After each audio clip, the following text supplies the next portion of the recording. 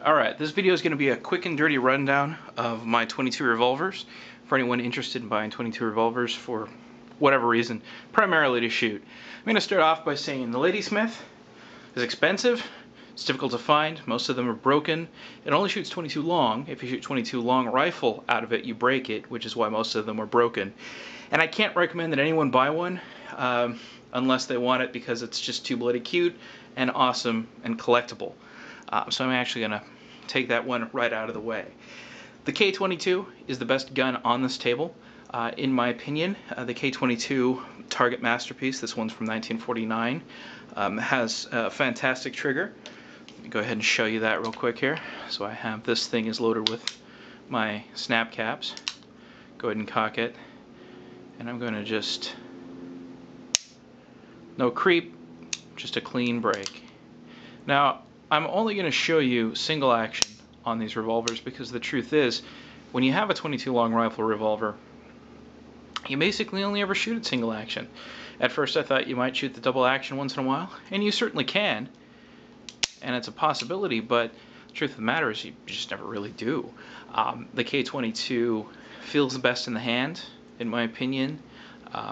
The barrel at 6 inches, at first, I will admit, I thought was a little too long, but then once I got used to more used to revolvers, and I actually worked up some wrist strength, I found that it actually balances quite nicely. The next one here is the Ruger Bearcat.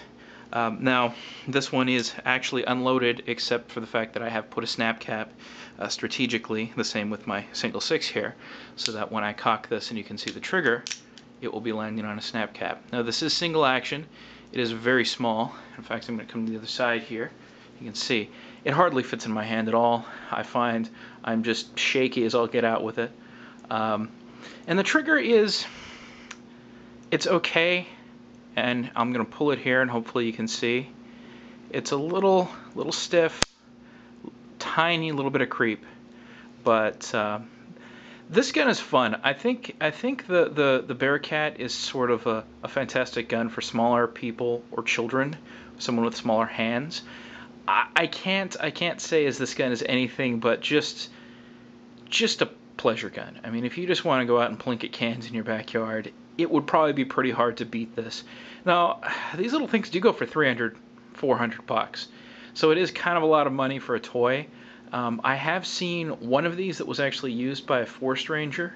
It had a much wider target hammer on it, much better trigger, had been upgraded, and I assume he probably practiced with it quite a bit, but it was his little woods carry gun, and I have seen these used for that purpose.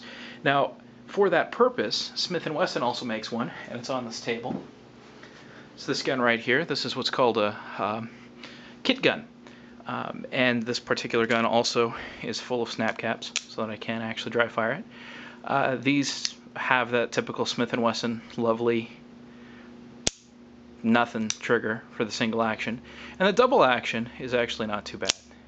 It's got a bit of a, I don't know. It's a 22 double action. They're never that good because they have to have a stronger spring in there to actually have positive ignition. This gun does have what we call a flat latch. It's a Smith & Wesson, and it's actually just flat instead of actually being raised like the other ones. And I tend to find that it is a little harder to use. I've noticed that left-handers have a harder time using it. When you actually open it, you typically have to press on it and then pop the cylinder open with your other finger here. And I find that lefties will sometimes have a hard time with that. Again, this gun is quite accurate if you can shoot it. It is a little too small for my hands. These guns were primarily made for taking out in the woods. You would throw it into your kit. It would be something that was light, and essentially it's the 22 long rifle J-frame for shooting little critters, shooting dinner, whatever you needed to shoot in the 1950s in the woods, which, if I remember correctly from my Keith education, was everything. And that's what this gun was for. It was for murdering every little critter you come across in the countryside. Now the next gun I want to talk about here is that gun's dad, which is the 2232 heavy target or Beckert model. Very similar. It's a little too small for me to really be accurate with. It's not particularly good at igniting every 22 you throw through it. So I wouldn't say this is the most reliable of guns.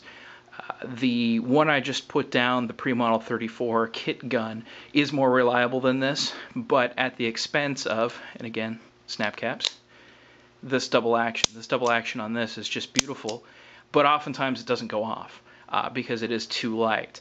They really sacrificed reliability for function. And this gun, I think, was primarily made for the range as a target gun, and I would expect that if you had very good 22 long rifle ammunition, you could probably get a pretty good performance out of this gun.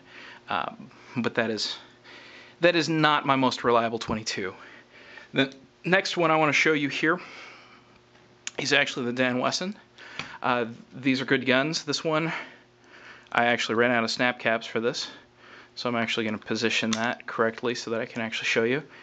It has a fairly short hammer, but it also has a very nice trigger. Not so much creep. I noticed this trigger has a little bit of over travel that you don't necessarily find.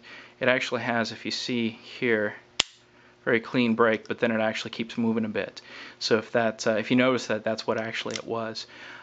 This one also has a fairly good double action as far as 22 revolvers go, and you can have just all sorts of grips on this. You can also swap out the barrels. So if you wanted a shorter barrel or a longer barrel or a heavy barrel or whatever you like, you can do that with the Dan Wesson. If you can find one of these at around the 300 to 400 mark, it is a fantastic gun, and I would highly recommend picking one up. I find that more and more people know what they are, and they're getting harder and harder and harder to actually find. The last gun I have here is a Ruger Single 6. I kind of think of these as the forever gun. Again, here, this is unloaded, but I do have a snap cap in there, so you can see the trigger. This one is from 1960. It's definitely one of the better ones, but even still, it has just a touch of creep to it. Now, this very much has the cowboy handle, so if you don't like wrapping your pinky underneath and you don't have small hands, you're probably not going to like this gun. You're going to put some sort of terrible, oversized, abominable grips on it. This particular one also has fixed sights. A super Single 6 will actually have adjustable sights. This gun, I would say, for the money, is about the best you can really ever hope to do with a budget 22 long rifle pistol. I picked this one up for $220, and I think it was a steal. This gun also is what we call a 3-screw. So you can see there's 3 screws on it if I flip it over. 3 screws, and that would indicate that it's an old model, which would mean that if I cock it here, there's no transfer bar in here. So that means that if you're running around in the woods with it, you have to, like a smart old cowboy, only run with 5 rounds in the gun, because it isn't safe to run with 6 rounds, in that the safety on it is this little partial click